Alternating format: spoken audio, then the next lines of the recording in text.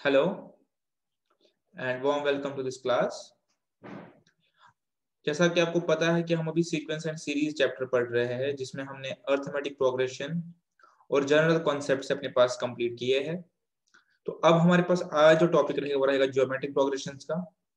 Geometric progression के concepts आज हो जाएंगे, लेकिन उस पे क्योंकि बुक में दो एक्सरसाइजेस है, पहली सिंपल है दूसरी कॉम्प्लेक्स है, तो क्या करेंगे कि एक एक्सरसाइज हम आज करेंगे और जो नेक्स्ट है वो हम जो 6B है 6C है और 6B हम आज करेंगे, 6C हम नेक्स्ट लेक्चर में करेंगे। ठीक है, तो इसके अलावा मैंने नोटिस किया था कि हार्मोनिक प्रोग्रेशंस पे कुछ क्वेश्चन दिए हुए हैं एडिशनल क्वेश्चन बैंक्स में, वो भी मैं आपको पढ़वाऊंगा। और तो सिलेबस में हार्मोनिक प्रोग्रेशन नहीं है, लेकिन वो भी आपको एक बार पढ़वाऊंगा बिकॉज मैंने देखा कि एडिशनल क्वेश्चन बैंक में कुछ क्वेश्चंस एचपी पे पूछे गए हैं। तो सेफ साइड में रहने के लिए ताकि इंस्टीट्यूट का कोई क्वेश्चन ना पूछ ले, एक बार उसको भी टच करके चलेंगे ताकि इन केस एग्जामिनेशन में कोई ऐसा क्वेश्चन आया तो आपको एटलीस्ट कॉन्सेप्चुअली पता हो कि हार्मोनिक प्रोग्रेशन को हमें कैसे डील करना है। और सिलेबस पॉइंट ऑफ व्यू से हार्मोनिक प्रोग्रेशन सिलेबस का पार्ट नहीं है, तो आपका जो एपी और जीपी कंप्लीट हो जाएगा तो आपका ये चैप्टर नेक्स्ट लेक्चर में मोस्ट प्रोबेबली कंप्लीट हो जाएगा, सब्जेक्ट तो आप बाकी सारे क्वेश्चन होमवर्क के सॉल्व कर ले। ठीक है, तो आइए हम शुरू करते हैं अपने पास जियोमेट्रिक प्रोग्रेशन।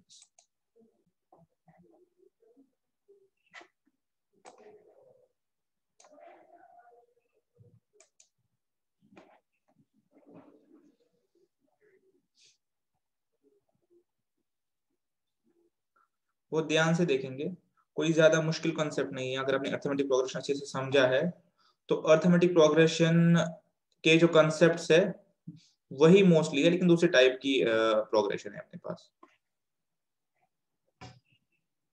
हमारा व्हाइट बोर्ड सेटअप हो रहा है, तो आइए शुरू करते हैं। आज हम अपने पास करेंगे वो है जियोमेट्रिक प्रोग्रेशन।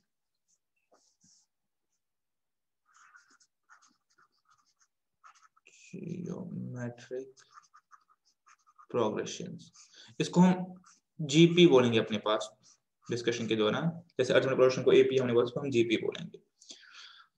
तो आपको ये रिकॉल करेंगे कि हमने पढ़ा था कि सीक्वेंस हमारे पास होती है कोई भी ऑर्डर्ड नंबर्स या ऑर्डर्ड एलिमेंट्स। यानी अगर हम कोई भी नंबर्स या एलिमेंट्स लिखे आपस में, सपोज एक्स वाई जेड ऐसे करके, और मैं इन दोनों के दरमियान कोई भी रिलेशनशिप एस्टेब्लिश कर पाऊं तो मेरे पास सीक्वेंस होती है। ठीक है, तो रिलेशनशिप कैसी होनी चाहिए? रिलेशनशिप ऐसी होनी चाहिए कि अगर मेरे पास टर्म n मुझे पता है, मैं नेक्स्ट टर्म यानी tn+1 में निकाल पाऊं। अगर मुझे पता है कि टर्म n क्या है तो मैं टर्म n+1 निकाल पाऊं। सपोज मैं आपको बोलूंगा 5, 25, 125 एक सीक्वेंस है, और उसमें देख पाएंगे कि मैं नेक्स्ट अपने पास टर्म निकाल पा रहा हूं। तो हमने ऐसी एग्जांपल्स पढ़ी थी जहां पे हमने ये देखा था कि अगर किसी ऐसे ऑर्डर में एलिमेंट्स हो कि मैं नेक्स्ट टर्म निकाल पाऊं, tn से मैं tn+1 निकाल पाऊं, तो मैं उसको सीक्वेंस बोलता हूं। ये आपको याद होगा। इसके बाद हम एपी पे आए थे। एपी में हमने कहा था कि हमारे पास ऐसी एक सीक्वेंस होती है जहां पे प्रीसीडिंग और सक्सीडिंग टर्म का डिफरेंस सेम होता है। ठीक है, जिसको हमने कॉमन डिफरेंस का नाम दिया था। ठीक है, ये भी आपको याद होगा। उसके बाद हमने उसकी फॉर्मूलाज पढ़ी थी कि टर्म n कैसे निकालते हैं, याद होगा आपको a+n-1d। सम कैसे निकालते हैं, याद होगा आपको n/2 a+l। यहाँ हमने कहा था कि ऐसे भी कर सकते हैं n/2 2a+n-1d। तो ये सब हमने किया था आपके पास एपी में। ठीक, एक और चीज जो आपको याद होनी चाहिए,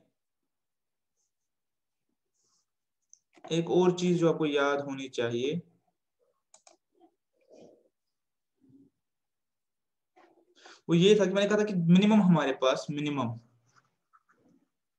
3 टर्म्स होनी चाहिए ताकि हम कोई रिलेशनशिप एस्टेब्लिश कर सके। 3 से ज्यादा हो तो बेस्ट है, लेकिन 3 मिनिमम होनी चाहिए। 2 टर्म से मैं कोई रिलेशनशिप एस्टेब्लिश नहीं कर सकता। सपोज मैं आपको बोलूं 2 और 10, इसकी 1 और मोर रिलेशनशिप्स निकल सकती है, तो उससे क्या होगा कि मैं नेक्स्ट टर्म नहीं निकाल सकता। ये मैं बताया था। अगर सपोज मेरे पास 2 और 10 है, मैं नेक्स्ट टर्म ऐसे भी कर सकता हूं कि 8 ऐड कर लूं 18, तब भी ये ओके है। और मैं बोलूं नहीं 5 मल्टीप्लाई हो रहा है, तो मैं इसको 50 लिख सकता हूँ। तो मेरे कहने का जो मतलब है कि मेरे पास मिनिमम 3 टर्म्स होनी चाहिए, तब मैं ये कह सकता हूँ कि क्या ये एपी में है, जीपी में है, या कोई रिलेशनशिप में है भी कि नहीं है। अगर मेरे पास 3 टर्म्स नहीं है तो तब मैं क्या अपने पास नहीं बोल सकता क्या ये मेरे पास एपी में है या किस में है। ठीक है, तो ये भी हमने कॉन्सेप्ट अभी तक पढ़े हुए हैं। अब हम आते हैं जीपी की तरफ। ज्योमेट्रिक प्रोग्रेशन हमारे पास एक ऐसी सीक्वेंस है जहां पे रेशियो या हम बोलते हैं division of preceding and succeeding term is same. तो हमें एपी अपने पास क्या बोला था कि हम एक ऐसा सीक्वेंस लेंगे जहां पे डिफरेंस जो है, अगर हम दोनों को माइनस करेंगे, अगर हम दोनों को डिफरेंस निकालेंगे तो वो सेम निकलेगी। यहाँ पे माइनस की जगह क्या आ गया, रेशियो आ गया, डिवीजन आ गया। अगर मैं कोई प्रीसीडिंग और सक्सीडिंग टर्म को डिवाइड करूं तो मेरे पास वो सेम आएगा। सपोजली मैं आपको दिखाऊंगा, मैं एक सीक्वेंस लेता हूं 1 2 4 8 16, ठीक है, एंड सो ऑन। अब आप इसमें देख लीजिए, अगर मैं इन दो को आपस में डिवाइड करता हूं तो मेरे पास 2 आएगा, इन दो आपस में डिवाइड करता हूं तो 2 आएगा, इन दो को आपस में डिवाइड करता हूं तो 2 आएगा, इन दो को आपस में डिवाइड करता हूं तो 2 आएगा। तो ऐसी सीक्वेंस मेरे पास क्या मानी जाती है, जियोमेट्रिक प्रोग्रेशन, जहां पे कोई भी दो कॉन्जिक्यूटिव टर्म्स का रेशियो जो है या डिवीजन जो है वो सेम। ठीक है, आप ये चीज समझ गए होंगे। एपी में क्या होता था, डिफरेंस सेम होता था, यहाँ पे रेशियो सेम है। ठीक है, एक और बार देख लेते हैं ऐसे। अगर मैं इनिशियल टर्म सपोज 2 ले लूं और मैं इसको 5 से मल्टीप्लाई कर दूं सपोज, तो 10 हो गया। इसको 5 से मल्टीप्लाई करूं 50 हो गया। इसको 5 से मल्टीप्लाई करूं तो ये 250 हो गया। इसको 5 से मल्टीप्लाई 1250 हो गया। इसको कर दो 6250 हो गया, एंड सो ऑन। तो कहने का मतलब क्या है कि ये जो सीक्वेंस मेरे पास बनी 2 10 50 250 1250 और 6250, ठीक है, तो ये मेरे पास जियोमेट्रिक प्रोग्रेशन में है।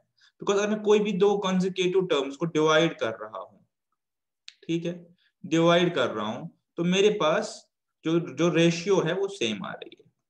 ठीक है, आई होप आप ये समझ गए होंगे। एपी के पैटर्न पे, एपी में क्या था हमारे पास, डिफरेंस सेम था और यहाँ पे रेशियो सेम। ठीक है, तो जैसे हमने एपी में जर्नल फॉर्मूला बनाई थी A plus D A plus 2d, because हमें पता था कि डिफरेंस है। क्या इसमें वैसा कुछ कॉन्सेप्ट है? आप देखिए यहाँ पे जो फर्स्ट टर्म होती है जीपी में, उसको हम ए ही डिनोट करते हैं, इस केस में भी ए ही बोलते हैं, जैसे हमने बोला था अपने पास एपी में। तो जहां पे जो कॉमन डिफरेंस था एपी में, उसको सी डी कॉमन डिफरेंस बोलते हैं, यहाँ पे इसको कॉमन रेशियो बोलते हैं और इसको हम डिनोट करते हैं आर से। ऐसा कुछ नहीं है कि आप डी से डिनोट कर सकते, हम जो जो कॉमन यूज टर्मिनोलॉजी है वो आर है। यानी ए आपके पास फर्स्ट टर्म है और आर आपके पास कॉमन रेशियो होता है। तो अगर जर्नल फॉर्म लिखना चाहे, जैसे हमने जर्नल फॉर्म एस्टेब्लिश करी थी एपी में, इसमें कैसे आएगी, पहला ए, दूसरा ए इंटू आर, तीसरा ए आर स्क्वायर, फिर A R cube, and so on and so fourth.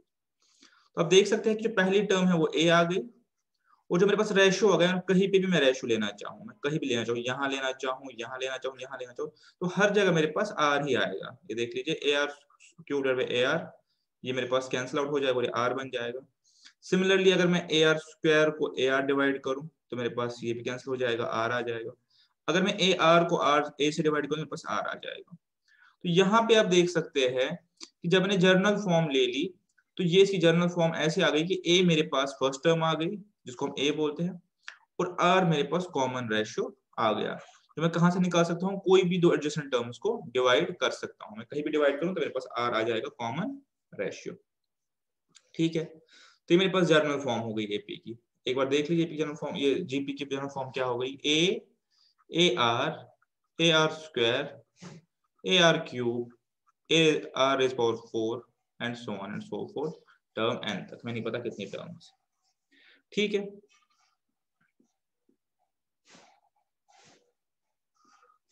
अब हमारे पास क्वेश्चन आता है कि अगर हमारे पास कोई गिवन जीपी है, कोई भी, क्या हम उसमें टर्म एन निकाल सकते हैं, जैसे हमने एपी के केस में पढ़ा था, क्या कोई टर्म एन निकाल सकते हैं? तो अगर आप गौर से देखें तो टर्म n तो निकाल ही सकते, बहुत आसान है। एपी के केस हमने क्या बोला था कि a plus n minus one d, ठीक है। तो यहाँ पे आप देख लीजिए, अगर मुझे कोई टर्म n निकाल तो कैसे निकालेंगे, यहाँ पे आप समझ पाएंगे। मेरे पास पहला जो है a है, तो टर्म वन जिसको बोलते हैं। टर्म टू तक पहुंचने के लिए मैं क्या करूंगा, इसको r से मल्टीप्लाई करूंगा तो ए आर हो गया। टर्म थ्री तक पहुंचने के लिए क्या करूंगा, टर्म थ्री से मल्टीप्लाई करने के लिए क्या करूंगा, मैं इसको फिर से r से मल्टीप्लाई करूंगा तो ये ए आर स्क्वायर हो गया। टर्म फोर तक पहुंचने के लिए क्या करूंगा, मैं इसको एक और r से मल्टीप्लाई करूंगा, ए आर थ्री हो गया। टर्म फाइव कैसे आ जाएगा, ए आर फोर आ जाएगा। तो अगर आप ये देखें सिंपली तो आप समझ पाएंगे कि मैं कोई भी टर्म n कैसे निकाल सकता हूँ इस केस में। अगर मुझे बोले टर्म n निकालो, मैं टर्म 10 निकालो, सपोज इसी में आपको बोल में आगे चल के आप टर्म 7 निकालो, तो आप क्या बोलोगे, ए आर 6। मैं आपको बोलूंगा टर्म 70 निकालोगे, आप बोलो ए आर 69। तो ये आप समझ गए होंगे कि हमें नेक्स्ट टर्म निकालने के लिए r से मल्टीप्लाई करना है, r से मल्टीप्लाई करना है। तो इसका जो जर्नल टर्म n होगा किसके बराबर होगा, a r raise power n minus one. Simple है, जैसे हमने पढ़ा था a plus n minus one d. यहाँ पे क्या है, जो कॉमन रेशियो है उसको कितनी बार मल्टीप्लाई करेंगे, जो टर्म हमें निकालनी होगी उससे एक कम, बिकॉज पहला आपके पास a है इसीलिए। ठीक है, यहाँ पे देख लीजिए, मेरे पास पहला 2 है t1 और रेशियो मैंने 3 ले लिया कॉमन, तो दूसरा 6 हो गया, तीसरा 18 हो गया। अगर कोई टर्म 4 निकालो, आप कैसे निकालोगे, 2 इंटू जो कॉमन रेशियो है रेज पावर 3, ठीक है 54 हो गया। ठीक है, तो आप ऐसे इसको निकाल पाओगे। ठीक है, तो आई होप ये आप समझ गए होंगे, बहुत इजी पार्ट है ये कि टर्म n एक जियोमेट्रिक प्रोग्रेशन की हमारे पास बराबर होती है a, ठीक है, a r n minus one. ठीक है, ये फर्स्ट टर्म हो गई, ये रेशियो हो गया, और जो टर्म निकालनी होगी इसमें से एक कम कर लीजिए, इसका पावर ले लीजिए, ये आपके पास टर्म n आ जाएगा। ठीक है, ये टर्म n हो गया। एक और चीज हमने सीखी थी एपी में कि हम उसका सम कैसे निकालते हैं, उसको हमने पढ़ा था कि n by two a plus l, हमने पढ़ा था n by two a plus n minus one d, ये हमने किया था। तो अब हम देखते हैं अपने पास कि हमारे पास जो जियोमेट्रिक प्रोग्रेशन है उसका सम हम कैसे निकालते हैं। ठीक है, वही पार्ट चल रहा है जो हमने सीखा हुआ है। तो ये हमारे पास a आएगा, ए आर आएगा, ए आर स्क्वायर आएगा, ए आर क्यूब आएगा, एक जनरल प्रोग्रेशन है n तक, हमें नहीं पता कहाँ तक क्या जाएगा, उसको a are N minus one कर रहे थे n टर्म तक। ठीक है, तो इसका हमें समेशन चाहिए, इसको हम ऐसे भी लिख सकते हैं। ठीक है, हमें सम ऑफ ए आर चाहिए आर जीरो से लेकर वन तक। जब हम आर को जीरो लिखेंगे तो हमारे पास ए आएगा, आर को वन लिखेंगे तो ये आएगा, आर को टू लिखेंगे तो ये आएगा, ऐसे सो ऑन एंड सो फोर्थ। ठीक है, ठीक है, तो ये मेरे पास इसका सम चाहिए, यानी मुझे चाहिए सम ऑफ ऑल टर्म्स या n terms of geometric progression. ठीक है, तो हम इसको कैसे करेंगे, पीछे हमने कैसे किया था कि हमने इसको एक और ये किया था, अपने पास हमने एक और बार लिखा था और इक्वेशंस को डिवाइड किया था। तो यहाँ पे हम क्या करेंगे, इसको हम इसको एक बार r से मल्टीप्लाई करेंगे। ठीक है, जब r से मल्टीप्लाई किया तो ये a मेरे पास ए आर हो गया, दोनों साइड r से मल्टीप्लाई किया, ये मेरे पास ए आर स्क्वायर हो गया, ये मेरे पास ए आर क्यूब हो गया, ये ए आर क्यूब मेरे पास ए आर फोर हो गया, और जो लास्ट वाला a are N minus one है इसको जब एक r मल्टीप्लाई करेंगे तो ये मेरे पास क्या हो गया, ए आर एन। ठीक है, यानी अगर मेरे पास ये सपोज है r माइनस वन, मेरे पास क्या था r29, इसको जब मैंने एक और r ऐड किया तो बन गया r30, यानी rn बन गया, क्योंकि n माइनस वन था। ठीक है, तो ये मैंने क्यों किया अपने पास, जस्ट बिकॉज मैं कॉमन टर्म्स को कैंसिल कर सकूं। ठीक है, अब तो आप लोग मेरे साथ कर सकते हैं। अगर मैं इनको सब्ट्रैक्ट करना चाहूँ, अगर मैं इनको सब्ट्रैक्ट करना चाहूँ तो मेरे पास क्या आएगा। ठीक है, मैं इसमें से ये करूँ, इसमें से ये करूँ, बात एक ही बनेगी, टर्म्स तब भी कैंसिल होगी। अगर मैं r s n minus s n इनको आपस में ये करना चाहता हूँ, माइनस करना चाहता हूँ, तो ये सारे मेरे कैंसिल आउट हो जाएंगे। ठीक है, माइनस में मेरे पास क्या बचेगा, in short A are N minus A. ठीक है, यहां से एस एन कॉमन ले जो मुझे निकालना है सम, और यहां से A are N minus one आ गया, सम मेरे पास आ गया A are N minus one divided by are minus one. ठीक है, इसको गौर से देख लीजिए, काफी इंपॉर्टेंट है ये चीज। तो मेरे पास जो सम आ गया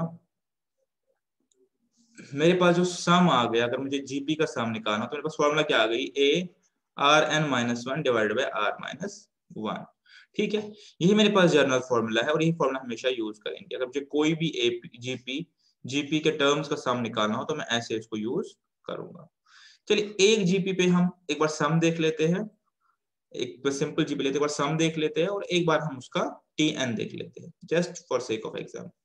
कोई भी जीपी ले लीजिए, सपोज मैं ए ले लेता हूँ 3, सपोज, और मैं कॉमन डिफरेंस ले लेता हूँ से 2। ठीक है, तो मेरे पास टर्म 1 क्या आएगी, is equal to a is equal to 3। Term 2 क्या आएगी, a r is equal to 3, 2 is equal to 6। इसमें सब कॉन्सेप्ट हो जाएंगे। टर्म 3 क्या आएगी, a are square is equal to 3, 2 square. ठीक है, आ जाएगी 12। टर्म 4 क्या आ जाएगी, a are cube is equal to 3, 2 cube, ये हो गई 24। टर्म 5 क्या आ जाएगा, a r 4 is equal 3, 2 4 is equal 48 and so on and so forth. तो मेरे पास टर्म n क्या आएगा, a are N minus one is equal 3, 2 n minus one. ये मेरे पास आ जाएगी जनरल फॉर्म इसकी।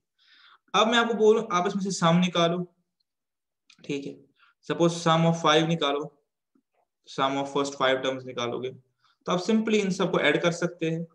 ठीक है, 3, 6, 12, 24, 48, 93 हो गया ये। अगर मैं आपको फॉर्मूला यूज करूं, मैं फॉर्मूला अराइव की थी और फॉर्मूला यूज करूं, क्या आप उसको कर सकते हैं? एक बार करके देखते हैं। जो फॉर्मूला है हमारे पास, क्या फॉर्मूला है जो हमने अराइव की है, A R N minus one divide by are minus one. तो ए मेरे पास 3 हो गया। ठीक है, आर मेरे पास 2 है, एन मेरे पास 5 है,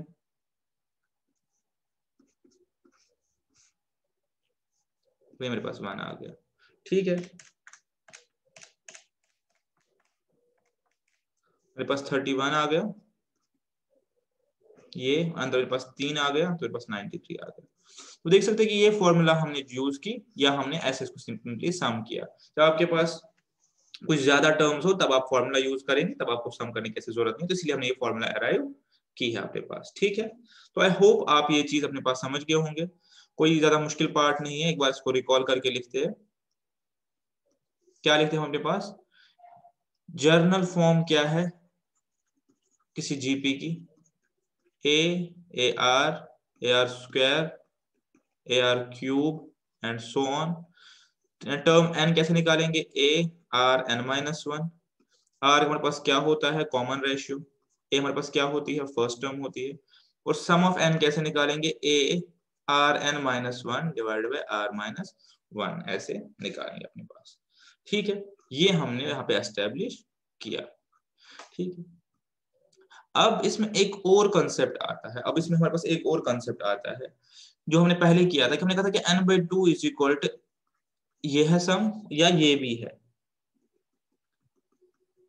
तो क्या यहाँ पे भी कोई ऐसी फॉर्मूला है जहां पे हम लास्ट टर्म यूज कर सकते हैं, कि यहाँ पे भी हम लास्ट टर्म से कोई फॉर्मूला यूज कर सकते हैं?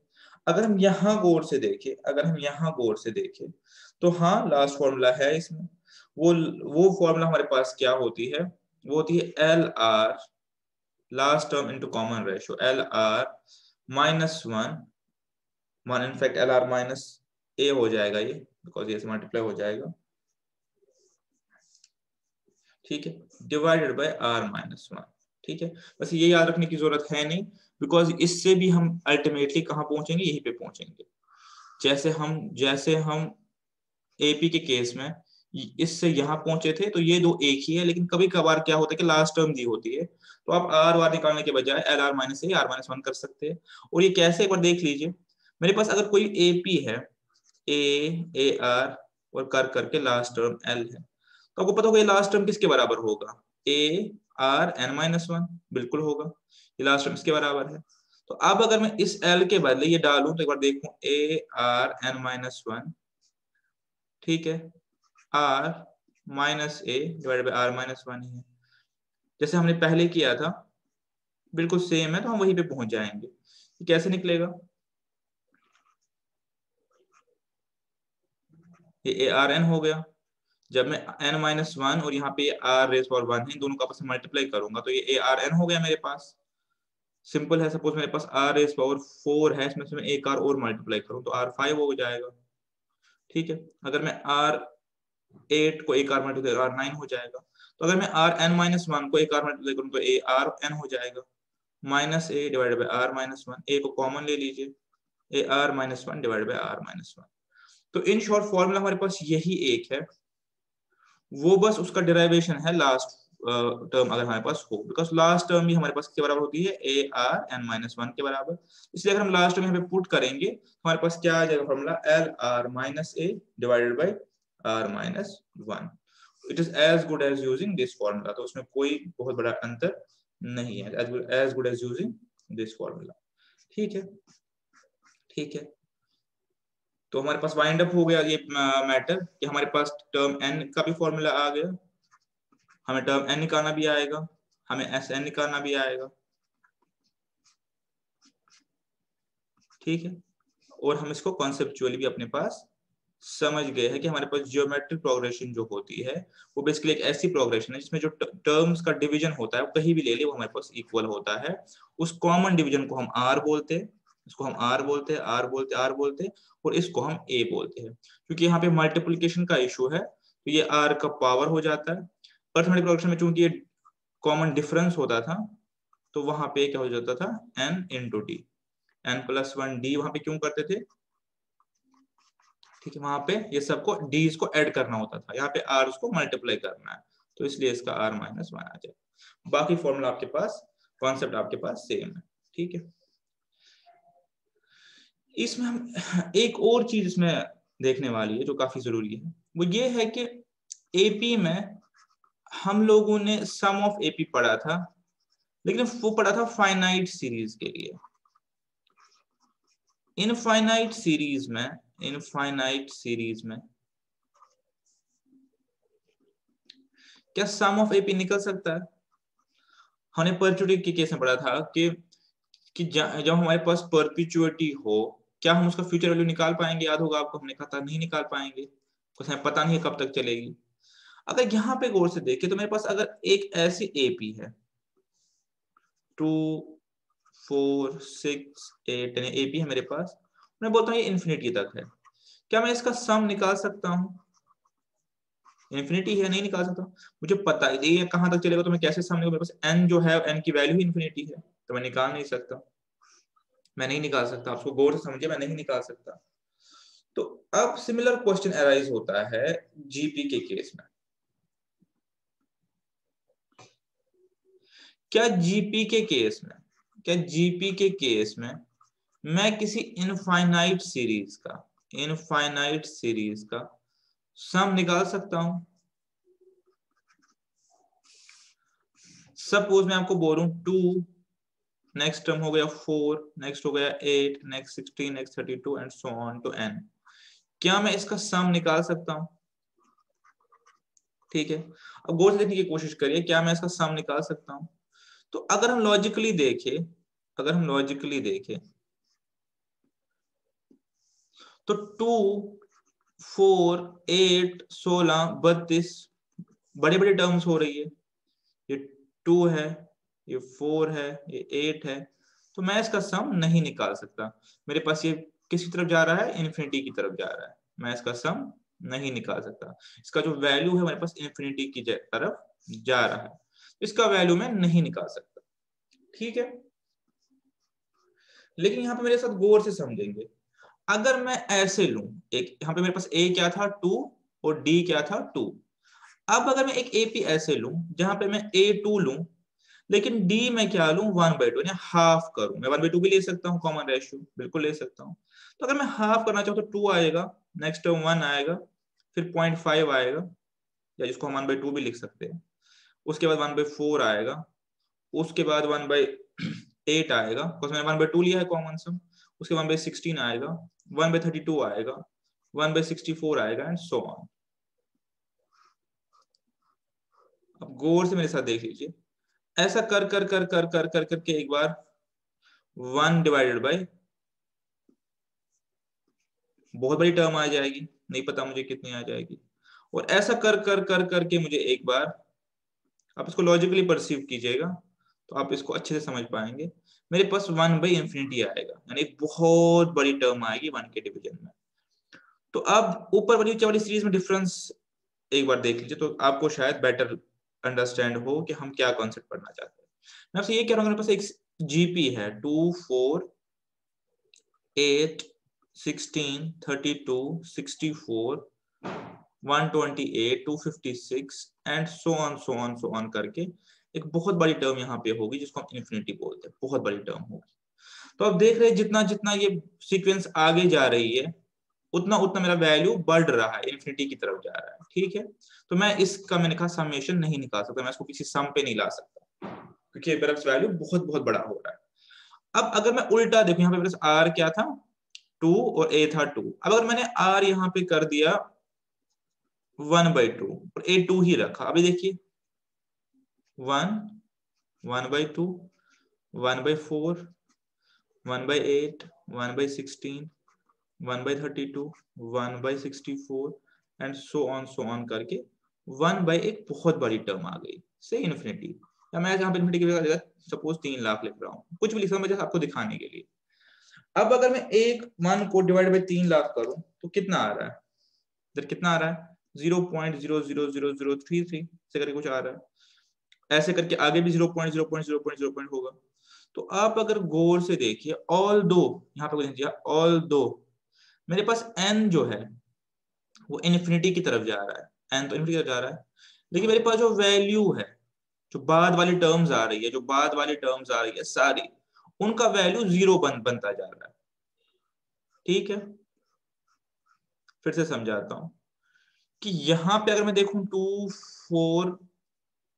4, 6, 8, सॉरी ये तो एपी हो गया, 2, 4, 8, 16, 32, 256 में मैं देखूं, ये मेरे पास जो टर्म्स n है वो तो इन्फिनिटी की तरफ जा रहा है, लेकिन जो मेरी लास्ट टर्म होगी या लास्ट टर्म से पहले वाली टर्म होगी या मेरी 1 लाख टर्म होगी, कोई भी टर्म जो यहाँ पे आएगी, अगर मैं देखूं बहुत बड़ी टर्म बन रही है 2 रेज़ पावर से 20,000, तो ये टर्म कहाँ की तरफ जा रही है, इन्फिनिटी की तरफ जा रही है।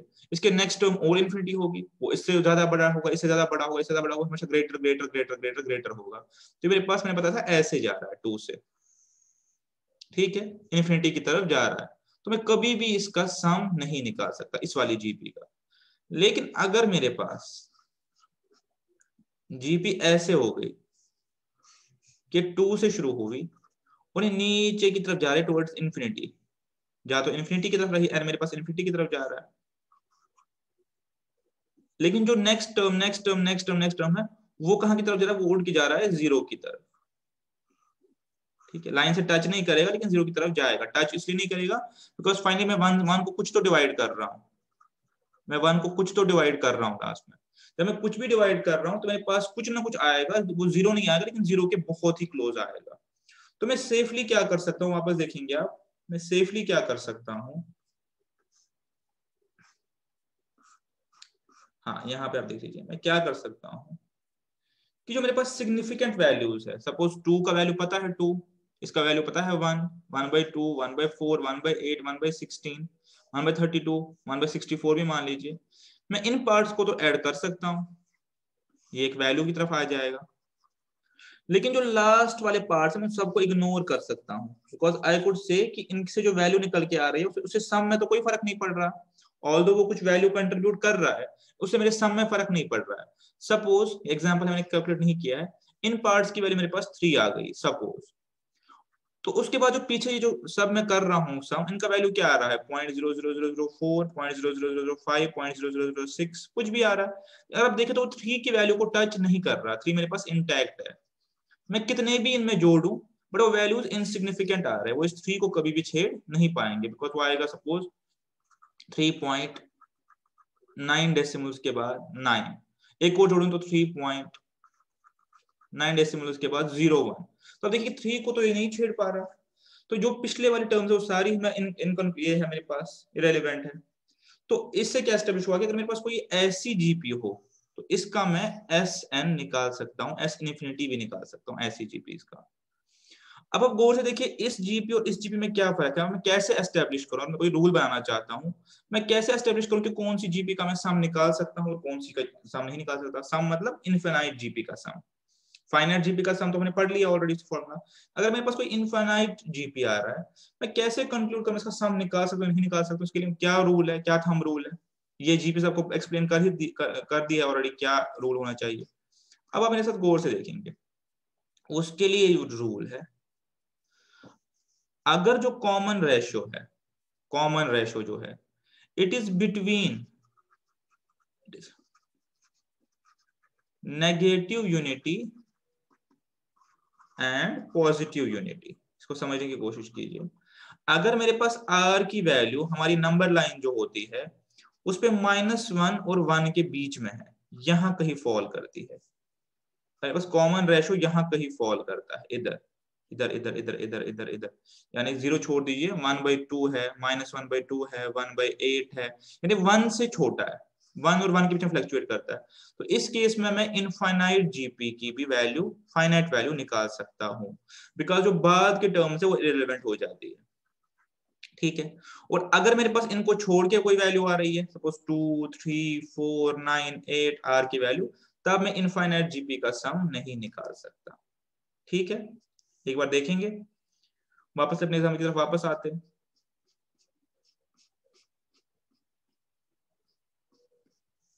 ये देख लीजिए, पहली जीपी देख लीजिए, इसमें आर क्या था 2, इसमें आर क्या था 0.5, 1/2। यहां मैंने कहा कि हम सम निकाल सकते बिकॉज लास्ट की टर्म्स हमारे पास क्या हो रही है, 0 बन रही है, और यहां में सम नहीं निकाल, लास्ट में मेरे पास टेंड हो रही है इन्फिनिटी की तरफ, ठीक है। तो आई होप कि थंब रूल आप समझ गए,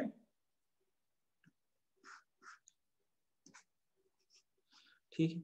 और अगर मेरे पास r की value between negative unity and positive unity है, यानी मेरे पास r की वैल्यू -1 से लेकर 1 तक है, ठीक है, तो इस केस में इस केस में इनफाइनाइट जीपी की सम भी निकाल सकता हूं, ठीक है। वैसे इस चीज को हम बोलते हैं कॉन्सेप्ट ऑफ लिमिट्स, ठीक है। लिमिट्स फंक्शंस का पार्ट है, तो जब हम डिफरेंशिएशन की तरफ आएंगे, जब हम वो टॉपिक्स करेंगे, तो वहां पे आपको थोड़ा सा आइडिया देंगे कि लिमिट्स क्या चीज होती है।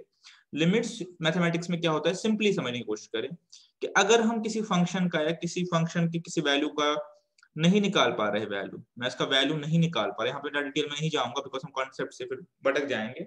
अगर मैं वैल्यू नहीं निकाल रहा किसी फंक्शन का किसी भी मैथमेटिकल रीजन की वजह से, बिकॉज डिवीजन बाय 0 नहीं कर सकता, बिकॉज इन्फिनिटी को मल्टीप्लाई नहीं कर सकता, इन्फिनिटी को प्लस नहीं कर सकता, तो जब ऐसा कुछ मेरे पास आता है जहां मैं किसी मैथमेटिकल फंक्शन का वैल्यू नहीं निकाल पाता, तो मैं क्या करता हूँ, मैं देखता हूँ कि उस फंक्शन का वैल्यू किस तरफ जाता है, उसको बोलते हैं किस तरफ जाता है। अब मैं ऐसे बोलूं, अगर मेरे पास एक फंक्शन है सपोज 2 raised power x, जो मैंने आपको अभी सिखाया था 2 वाली जीपी में, तो अब अगर मैं देखूं जैसे जैसे x इन्फिनिटी की तरफ जा रहा है, जितना जितना x बड़ा होता जा रहा है, ये नंबर लाइन है, यहाँ लाख, 10 लाख, 10 करोड़, उतना 2x भी किसकी तरफ जा रहा है, इन्फिनिटी की तरफ, ठीक है। तो अगर मुझे बोलेंगे कि x की मैक्सिमम वैल्यू क्या होगी, मैं नहीं निकाल पाऊंगा, इस 2x की मैक्सिमम वैल्यू क्या होगी मैं नहीं निकाल पाऊंगा, तो मैं बोलूंगा कि जितना जितना x बड़ा होता जाएगा 2x बड़ा होता जाएगा, यानी x tends to infinity, 2x 2 raised power x भी टेंड्स टू इन्फिनिटी, या 2x भी लीजिए फॉर दैट मैटर, ये भी इन्फिनिटी की तरफ जाएगा। लेकिन अब अगर मैं ऐसे आपको बोलूं, जो अभी हमने दिखाया 1/2 raised power x, अब इस केस में देख लीजिए क्या होगा, ठीक है। इस केस में देखिए, जितना जितना x बड़ा होता जाएगा, जितना जितना x बड़ा बड़ा होता जाएगा, यानी अगर मैं x की वैल्यू यहाँ पे 2 लाख ले लूं, उतना उतना इस पूरी फंक्शन का वैल्यू क्या हो जाएगा, 0 हो जाएगा, ये 0 होता जाएगा, ठीक है। आप समझ गए होंगे।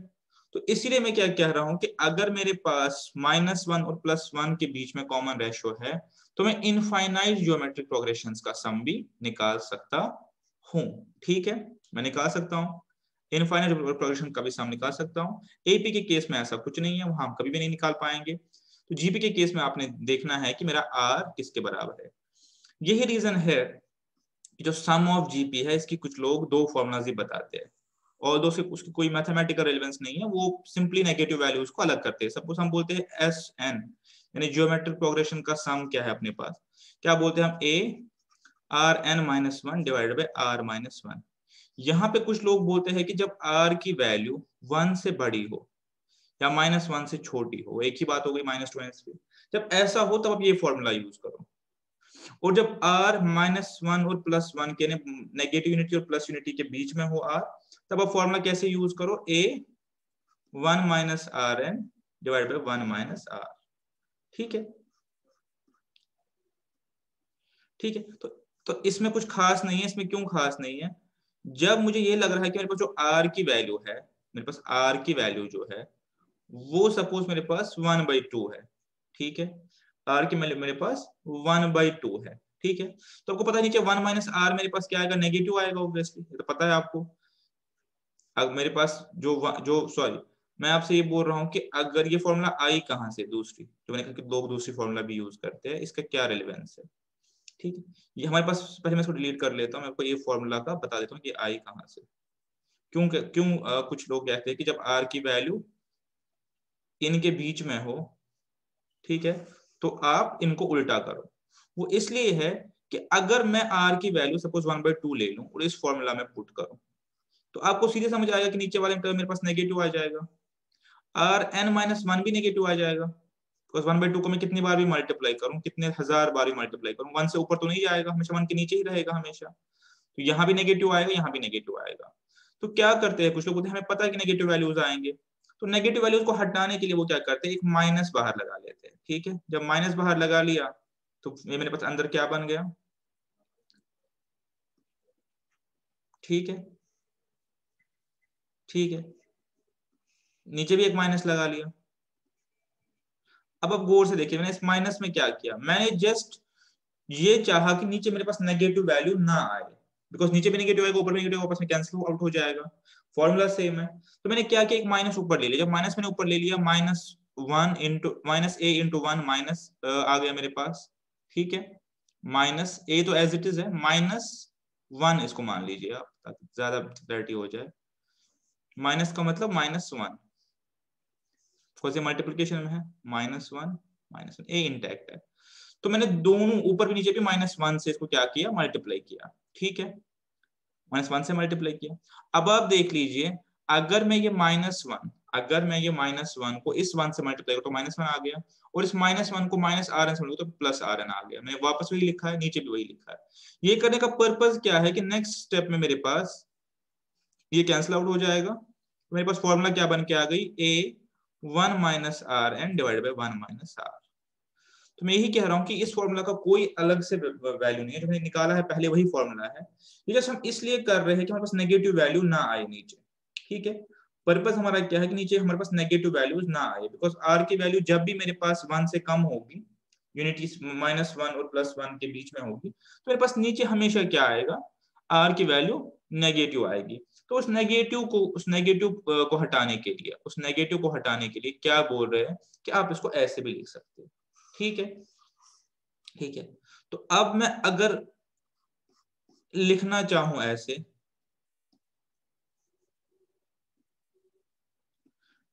कि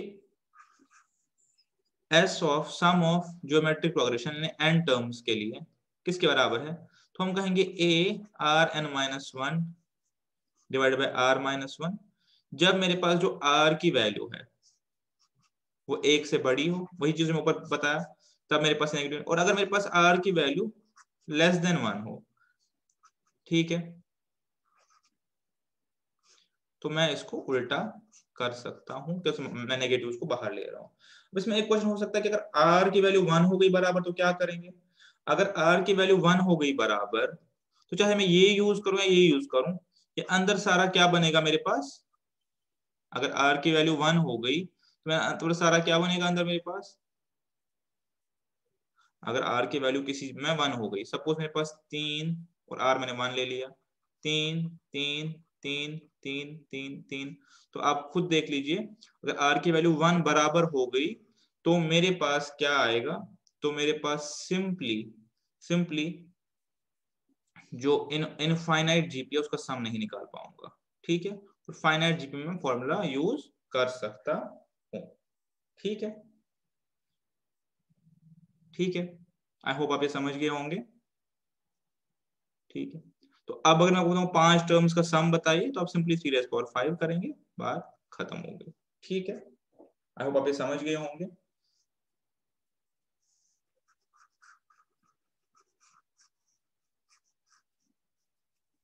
तो अब हम आते हैं अपने लास्ट पार्ट की तरफ कि जो मैंने आपको डिस्कस किया कि हम एक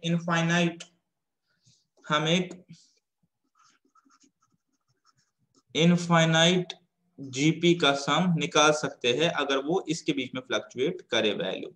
ठीक है, कर सकते हैं। तो वो क्या वो हम सम निकाल सकते हैं।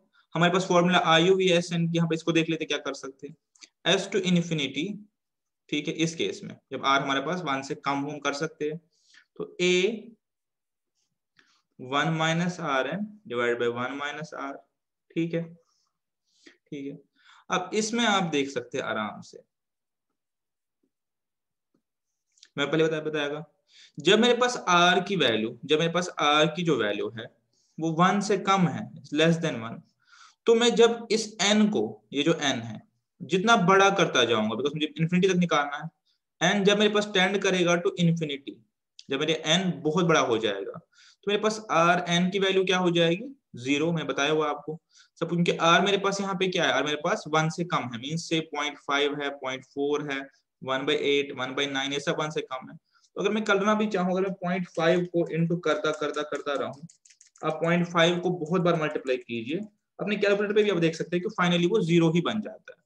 तो जितना ये r बड़ा होगा, ये n बड़ा होगा, इतना आपका r n 0 हो जाएगा, जो मैंने आपको ऊपर सिखाया अभी। तो अब अगर मैं देखूं s इन्फिनिटी को, तो मेरे पास क्या आएगा, a इंटू 1, ये तो 0 हो गया, बहुत बड़े वैल्यू पे 0 हो गया। ठीक है, तो मेरे पास a divide by 1 minus r इसकी वैल्यू आएगी।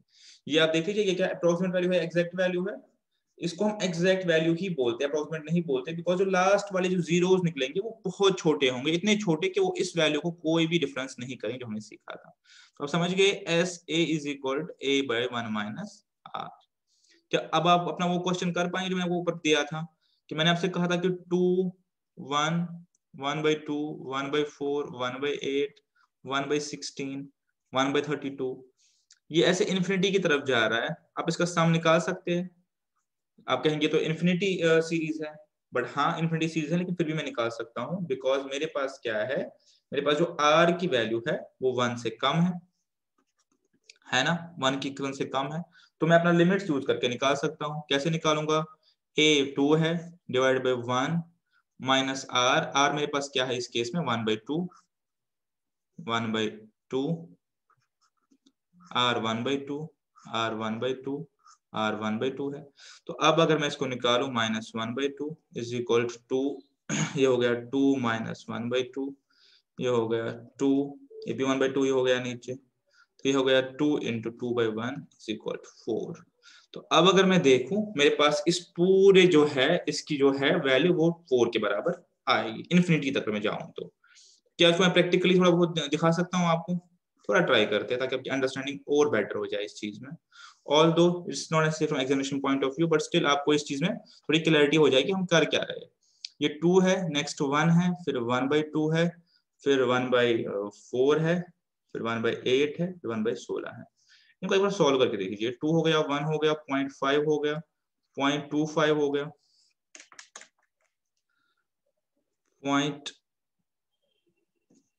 0.125 हो गया,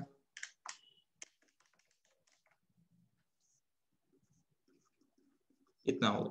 इतने का पहले सम कर लेते हैं।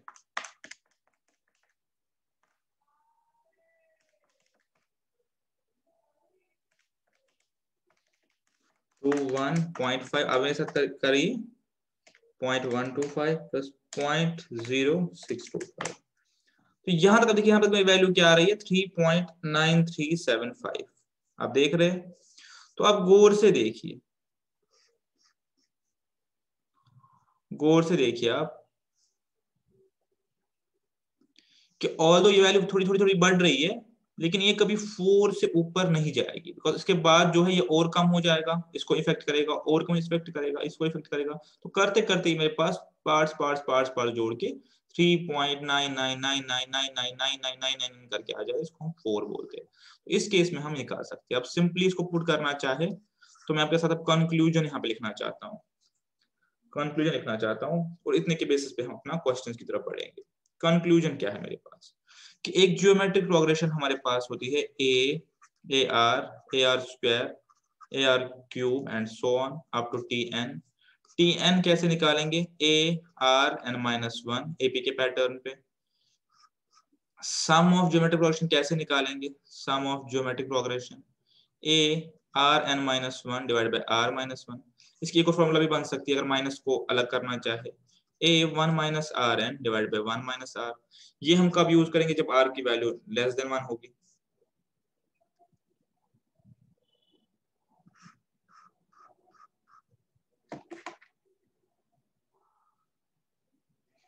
ठीक है, तो इसके बाद हमने क्या सीखा था और कि अगर कोई इनफाइनाइट जियोमेट्रिक प्रोग्रेशन है, अगर कोई एस इन्फिनिटी है, ठीक है, इसमें इस केस में हम वैल्यू नहीं निकाल सकते बिकॉज वैल्यू भी इन्फिनिटी निकलेगी, मींस जब आर वन से बड़ा हो तो। लेकिन अगर आर वन से लेस हो तो ये मेरे पास जीरो बन जाता है, तो मेरे पास ए बाई वन माइनस आर इसकी वैल्यू निकलती है। इतना हमने पढ़ा और इतने केस में हमारे पास क्वेश्चंस कर सकते हैं बिकॉज ये इतने ही हमारे रेलेवेंट क्वेश्चंस के लिए हमारे पास इतना ही रेलेवेंट कंटेंट है। ठीक है, आई होप आपने अच्छे से समझा होगा। अब हम आते हैं क्वेश्चंस की तरफ और देखते हैं कि क्वेश्चंस आप कौन कौन से कर सकते हो। अभी जितना हमने किया है, जितना हमने अभी किया उसके बेस पे आप अपना होमवर्क लिख लीजिए, जितना हमने पढ़ा है अभी उसके बेसिस पे आप जो कर सकते हैं खुद वो कर सकते हैं। 1 2 3 6b की बात कर रहा हूँ, उसे हमने किया हुआ है। 1 2 3 4 5 6 7 8 11 13, उसके बाद आ गया मेरे पास 23 22 15 16, हाँ 18 और 19।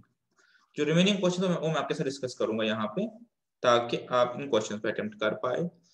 ठीक है, प्लस बुक में जो कुछ एग्जांपल्स दी है उनके बेसिस पे भी ये क्वेश्चंस आपके सॉल्व हो जाएंगे। ठीक है, so let us move towards some practical questions जो हमने आज कंटेंट पढ़ा है उसके बेसिस पे। ठीक है, एग्जांपल्स में बस पढ़ाऊंगा, सॉल्व नहीं करेंगे टाइम की बचत के लिए, क्वेश्चंस आपके साथ सॉल्व करूंगा। और एग्जांपल्स में क्या होता है कि कुछ ऐसे क्वेश्चंस है जो हमारे पास ऑब्जेक्टिव बेस्ड है लेकिन यहाँ पे बस सॉल्व करके दिए हुए, तो बेटर है कि आप इनको एक बार समझ ले, बस बाकी अटेम्प्ट करने के लिए खुद अटेम्प्ट कर सकते हैं, कोई डिफिकल्ट नहीं है। ये कह रहे हैं कंसिडर दिस फॉलोइंग सीरीज। ठीक है, ये छोड़ दीजिए एग्जांपल। हाँ, ये एपी की जर्नल फॉर्म दी है। If a are square A R cube are in GP find the common ratio. ये आपको पता है कि एपी की जनरलाइज्ड फॉर्मूला है, तो कॉमन रेशियो कैसे निकलेगा, किसी भी दो टर्म्स को डिवाइड कर लीजिए तो मेरे पास आर आ जाएगा। इस केस में आर मेरे पास कॉमन रेशियो है। ठीक है, तो ये एपी की जनरलाइज्ड फॉर्म ही है, इसमें कुछ ऐसा कुछ खास नहीं है। ये कह रहे हैं कि ये मेरे पास जीपी में है, तो आपको पता ही है जब ये जीपी में है ये आपस में, इसका मतलब कि कोई भी दो टर्म्स का डिवीजन सेम होगा, तो कहीं भी डिवाइड कर लीजिए आपके पास आर ही आ जाएगा। पहले में ही कर लीजिए तो आर आ जाएगा, लास्ट में करना चाहे तो a are cube divide by a are square, तब भी आर आ जाएगा बिकॉज और r cube is equal to r into r into r, r square is equal to r into r, तो आपके पास आर ही आ जाएगा। ठीक है, तो ये generalised form of AP question है, कोई ये क्वेश्चन नहीं है, इसमें कोई क्वेश्चन नहीं बनता, ये बस समझाने के लिए है कि एपी कैसी फॉर्म, जीपी कैसी फॉर्म में होता है। Which term of progression is this. ठीक है, आपके पास एक प्रोग्रेशन दी गई है जो कि आपको सीधे दिख रहा है कि जीपी में है बिकॉज 2 कॉमन रेशियो है। अपने 256 जो है वो कौन सी टर्म है इसकी। ठीक है, एक जीपी है 1 2 4 8, आपको ये बोलना है कि ये कौन सी टर्म है, ये कौन सी टर्म है। टीएन लेंगे तो आप कर सकते हैं, कैसे, आपको पता है फॉर्मूला क्या है, A R N minus one is equal 56। Substitute कीजिए, ए 1 हो गया, आर 2 हो गया, ये n माइनस वन ही हो गया, ये 256 हो गया। ठीक है, बहुत ही सिंपल सा पार्ट है, 2n minus one is equal 256। अब यहाँ पे सॉल्व करने के दो तरीके हैं, या 256 को क्या कीजिए 2 के पावर में ले लीजिए, ले लेते हैं,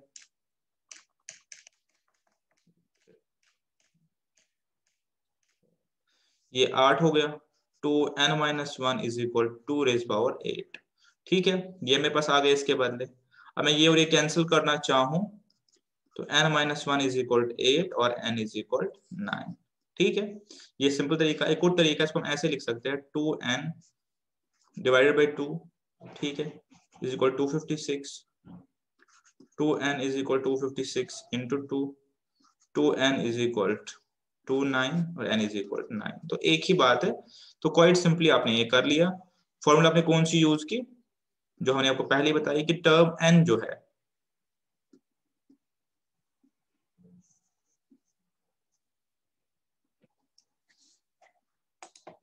टर्म n जो है किसी जीपी की वो बराबर a r n minus 1, a r n minus 1 मतलब रेज पावर इसके बराबर। ठीक है, ये हमने फॉर्मूला यूज की।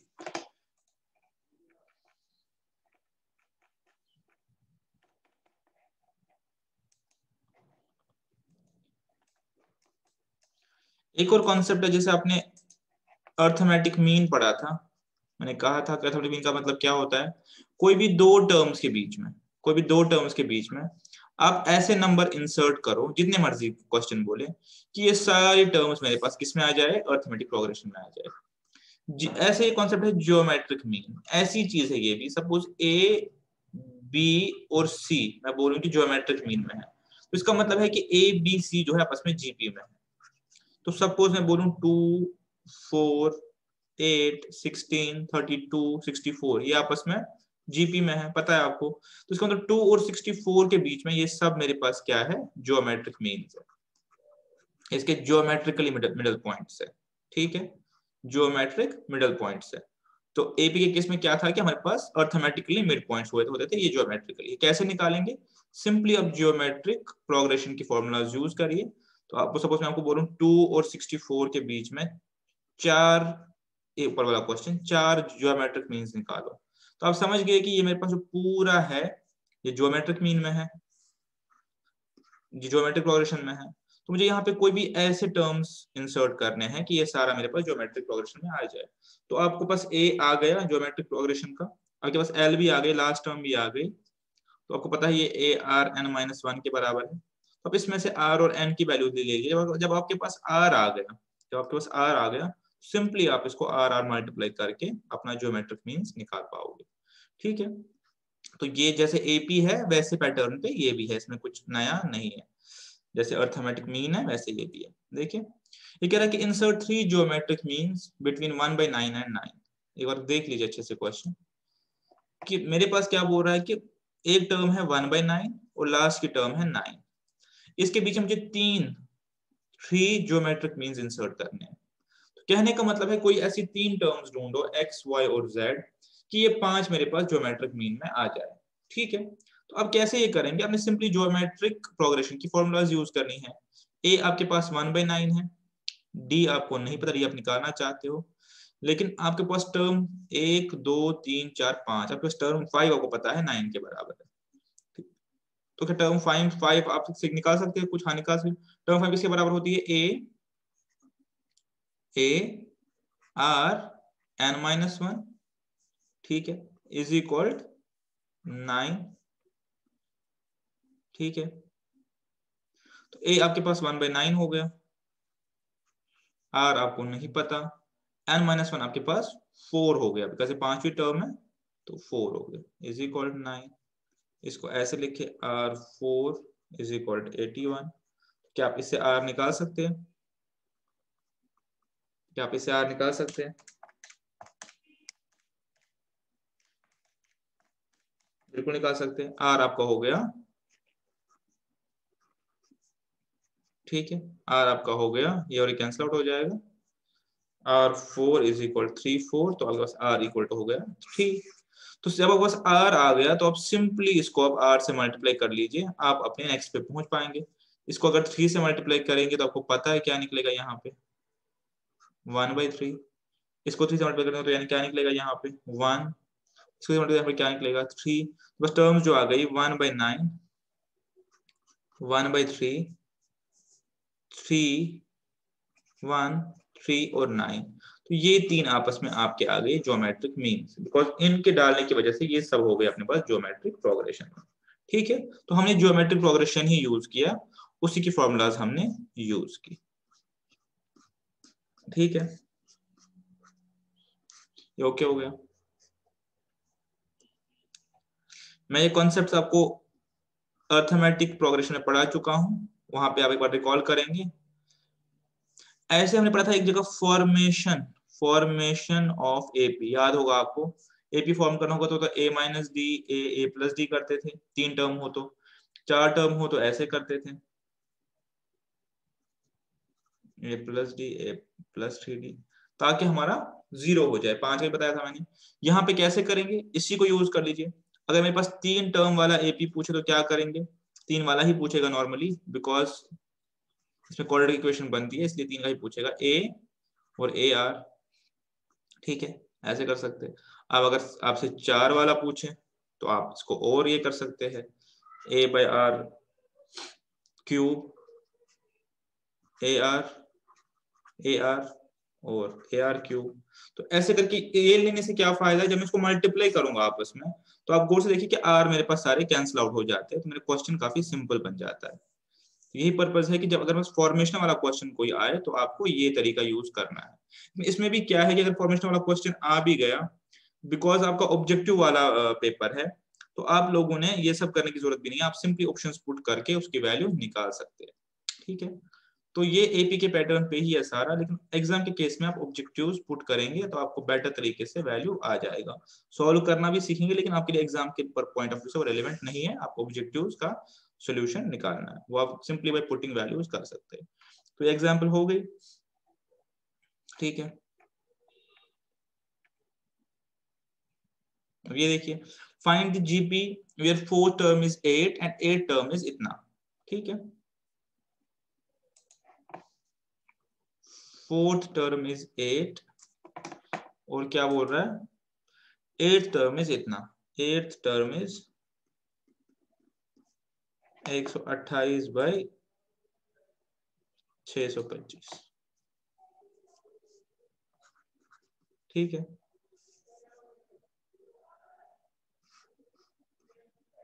कैसे करेंगे, आप खुद अटेम्प्ट करेंगे, मैं सबको एक आइडिया देता हूं कैसे करेंगे।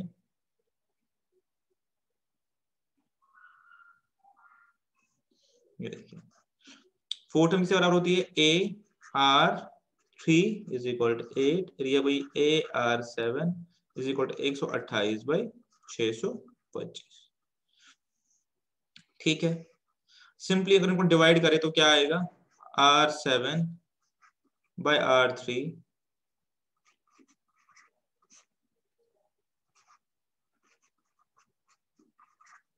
ठीक है, ये R इस पर 4 आ जाएगा, 128 डिवाइड बाई 625 इंटू 8। ठीक है, तो आपके पास ये क्वेश्चन ऑलमोस्ट सॉल्व हो गया। अब आप आर की वैल्यूज में निकालेंगे। ठीक है, तो जैसे आपको बताना था कि उसको अप्रोच कैसे कर सकते हैं। ठीक है,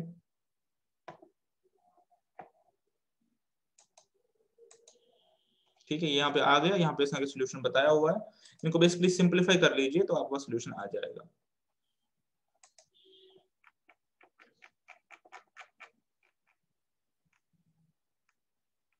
देख लीजिए, find the sum of 1 plus 2 plus 4 plus 8 to 8 terms. ठीक है, सम ऑफ जीपी पे क्वेश्चन है, एक एग्जांपल देख लेते हैं, बहुत ही आसान सी है।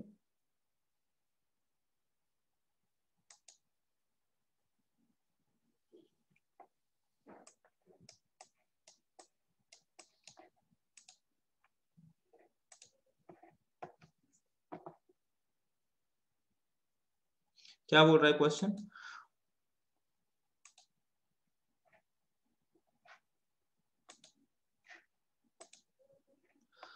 हाँ, find the sum of 1 2 4 8 to 8 terms. 1 2 4 8 8 terms तक। एक तरीका क्या है, इसको सिंपली 8 टर्म्स तक ले लीजिए, जो कि आप हमेशा नहीं कर पाएंगे। कितने टर्म्स है, 16 32 64 और 128, 8 टर्म हो गई। अब इनको सीधे सम कर लीजिए, एग्जामिनेशन पॉइंट ऑफ व्यू से बोल रहा हूँ, सिंपली सम कर लीजिए, 55 हो गया। ठीक है,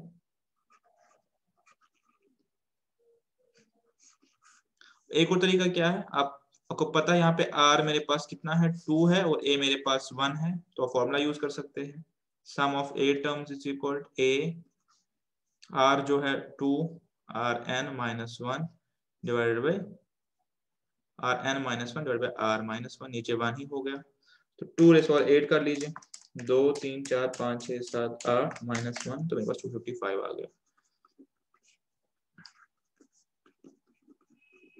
ठीक है, बहुत ही सिंपल सा क्वेश्चन है, तो ये हमने यहाँ पे किया। आपने ध्यान वही रखना है कि R की वैल्यू आप देखेंगे कि वो 1 से कम है, 1 से ज्यादा है, जो हमने ऊपर सीखा हुआ है। ठीक है, नेक्स्ट पार्ट देख लीजिए, find this sum up to n terms. ऐसे क्वेश्चन एग्जाम में आ सकते हैं जहां पे आपको डेरिवेशन के लिए बोला गया हो, जहां पे आपको बोला गया हो कि आप इसका जनरलाइज्ड फॉर्मूला निकाल दीजिए। आपको मैंने दिखाया हुआ जनरल फॉर्मूला केस में क्या करेंगे, n की वैल्यू पुट करेंगे सिंपली और इसको सेटिस्फाई करेंगे एग्जामिनेशन के केस में, क्या इक्वेशन आपकी ओके हो रही है नहीं हो रही है। सॉल्यूशन का भी मैकेनिज्म है, वो भी देख लेते हैं। ये मेरे पास एपी और जीपी का मिक्स क्वेश्चन है, तो आप इसको थोड़ा सा ध्यान से देखिए। 6 + 27 + 128 देख लीजिए, 6 7 128। नेक्स्ट देखते हैं क्या है, 6 to 9 अप टू नहीं पता कितनी टर्म्स है, n टर्म्स में जनरलाइज करना है। अब आप देखिए, अगर मैं इसको देखूं ना तो ये एपी में है ना ये जीपी में है, तो मैं कोई फॉर्मूला नहीं लगा सकता, तो इसलिए मुझे इसको ब्रेक करना पड़ेगा ताकि ये एपी या जीपी किसी ऐसे पैटर्न में आ जाए जहां पे इसको मैं सॉल्व कर सकूं। एपी या जीपी किसी ऐसे पैटर्न में हम इसको सॉल्व कर सकूं। तो अब अगर इसको गौर से देखूं तो मेरे पास 6 जो है 5 + 1 है, जो मुझे सीक्वेंस दिख रही है इसमें। ये मेरे पास 25 + 2 है, ये मेरे पास 125 + 3 है, ये मेरे पास 625 + 4 है, और ऐसे ऐसे मैं इसको n तक ब्रेक कर सकता हूँ। ठीक है, आप देख लीजिए। अब मैं इसमें क्या करूंगा, 5 वालों को अलग करूंगा। ये मेरे पास 5 हो गया, ये मेरे पास 5 स्क्वायर हो गया, ये मेरे पास 5 क्यूब हो गया, ये मेरे पास 5 रेज़ और 4 हो गया। ठीक है, ठीक है, यहाँ तक बहुत ही आसान है। और अब यहाँ पे क्या बचा मेरे पास, 1 2 3 4, ये भी n तक बचा, और ये मेरे पास लास्ट वाला 5n तक बचा। ठीक है, हो गया। तो अब बोल सकते ये मेरे पास एपी में है, ये मेरे पास जीपी में है। यहाँ पे एपी के फॉर्मूला यूज कीजिए, n+1 / 2, याद होगा आपको, सम ऑफ नेचुरल नंबर्स।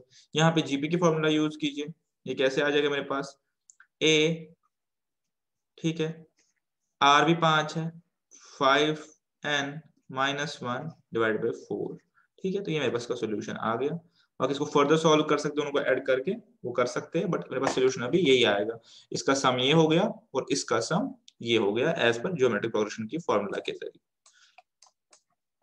ठीक है, ठीक है, ये इसने किया हुआ, इसको इसने फर्दर सॉल्व किया, बट आपके पास एग्जाम्पल यही है।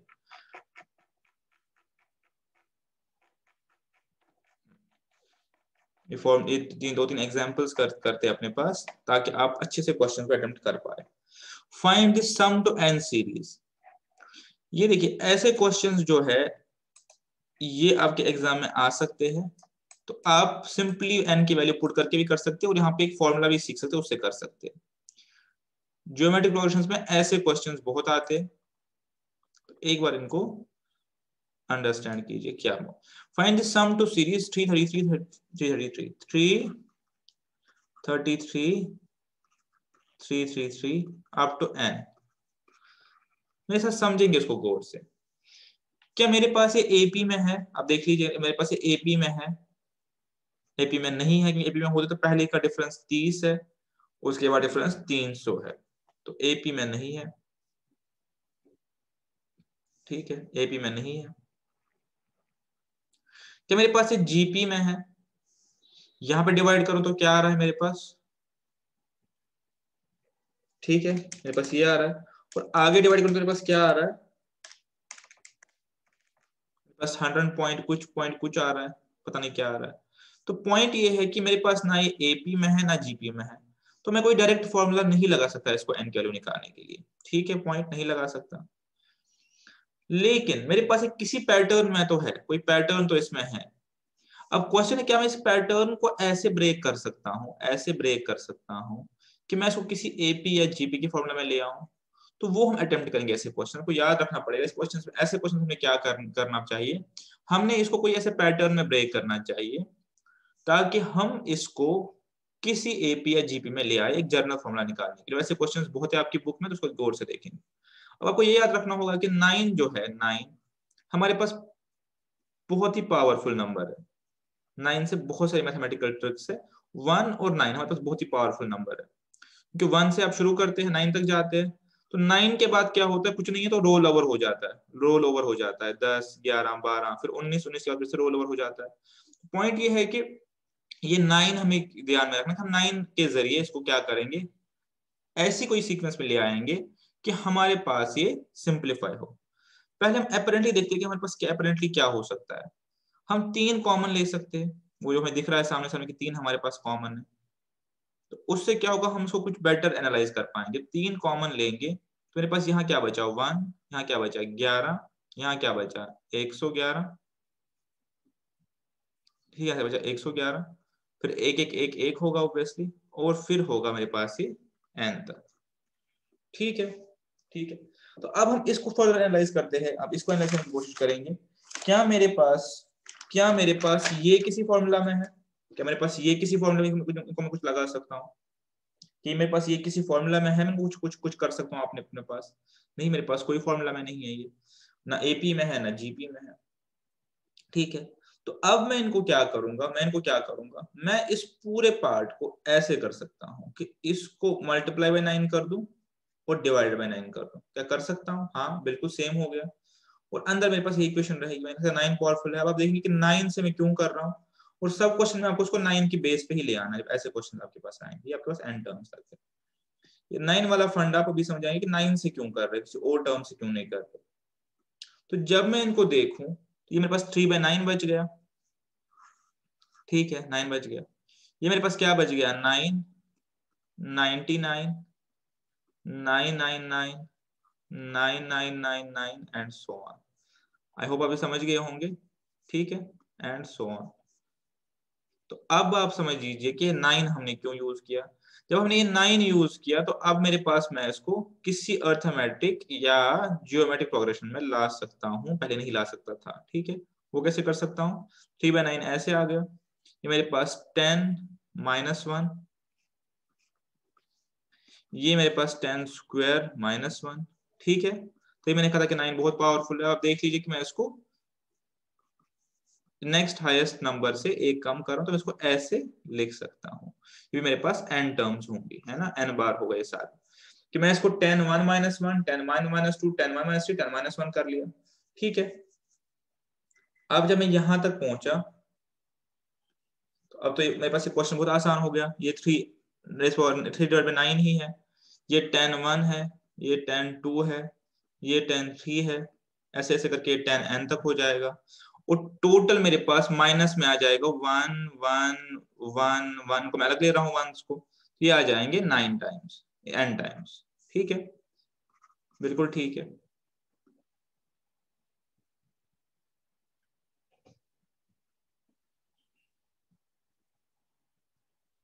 ठीक है, तो अब मैं क्या सॉल्व कर सकता हूँ? हाँ जी, ये मेरे पास अर्थमेटिक प्रोग्रेशन, ये मेरे पास ज्योमेट्रिक प्रोग्रेशन आ गई।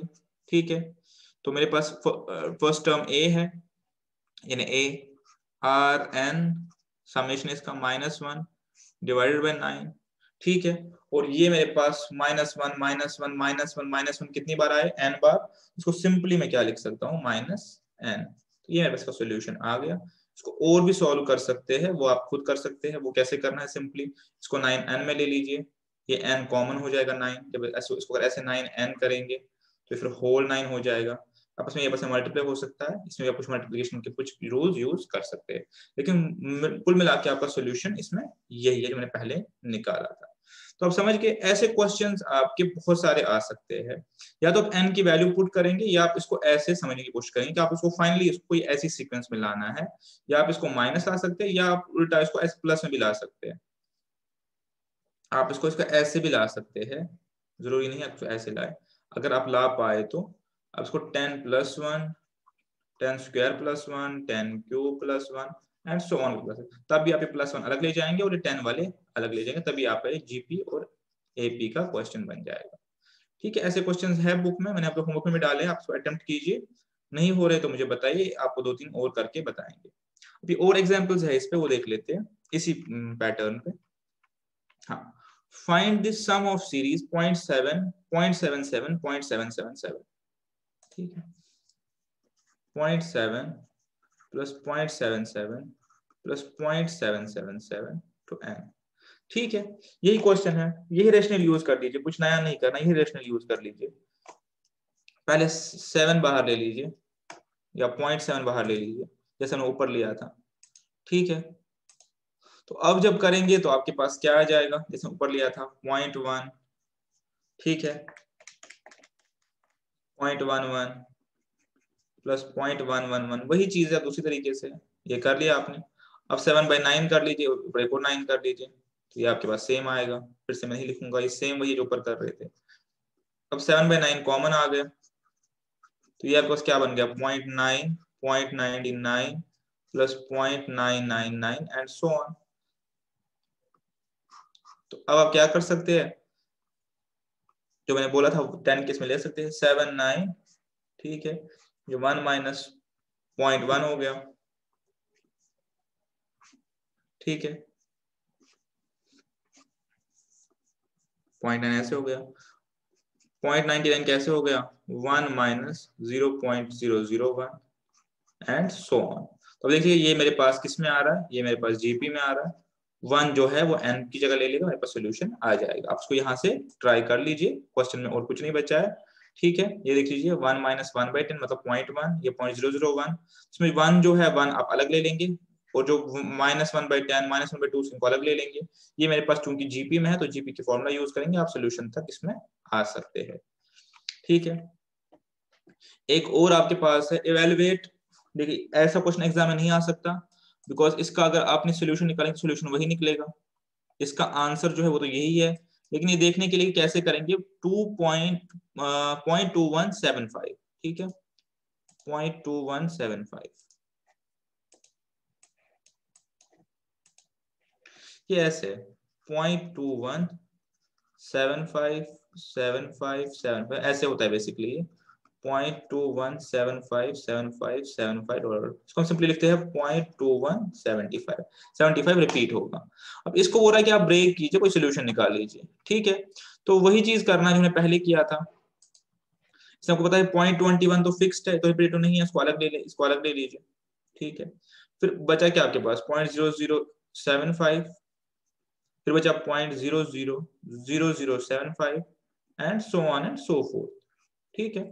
तो अब अगर आप देखें तो ये आपके पास फिक्स्ड है, इसमें आपने कुछ नहीं करना,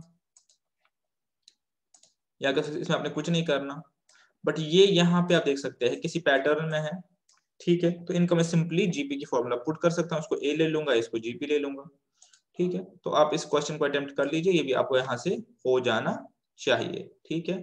सोल्यूशन दिया हुआ आप यहाँ से देख भी सकते हैं। सिंपली अभी क्या हो गया, मेरे पास जो ये है, मेरे पास जो यहाँ से आएगा ये सारा मेरे पास ज्योमेट्रिक प्रोग्रेशन में होगा, यहाँ पे आप ए ले लीजिए, आर ले लीजिए, उसको अपने पास सिंप्लीफाई कर सकते हैं, ऐसी कोई दिक्कत नहीं है, आप इजीली कर सकते हैं। अब इसमें पॉइंट एक ही जो मेरे पास सोल्यूशन लास्ट में आया है 359 डिवाइडेड बाय 1650, 359 डिवाइडेड बाय 1650, इसको अगर सिंपली डिवाइड करेंगे तो ये तो यही होगा जो ऊपर आया था 2.757575, ठीक है। तो इसमें आपने कुछ ज्यादा करने की जरूरत नहीं है, ये जस्ट आपको ये सिखाने के लिए है कि कैसे हम जो रिपीटेटिव नंबर्स हैं उनको by use of geometric progression solve कर सकते हैं, ठीक है। ये क्वेश्चन को आप सॉल्व करना चाहते हैं यहाँ से आगे तो कर लीजिए, नहीं हो रहा है तो मुझे बताएंगे, बट यहाँ के बाद क्वेश्चन में कुछ खास नहीं बचा है। इसमें सिंपली आप क्या कर सकते हैं, इसको अगर आप ए बी ले लें, ठीक है, और आर यहाँ से देख लीजिए, इन दोनों को डिवाइड कर लीजिए तो आर आ जाएगा, ठीक है, ये आर हो गया। तो आप इसको ऐसे भी सिंपली, ए आ गया आर आ गया, तो फॉर्मूला यूज कर लीजिए, ए आर जो भी आगे टर्म्स है n-1 और डिवाइडेड बाय r-1, ये करके आप इसको सॉल्व कर सकते हैं। आप इसको पूरा सोल्यूशन नहीं निकाल सकते, r n तक है,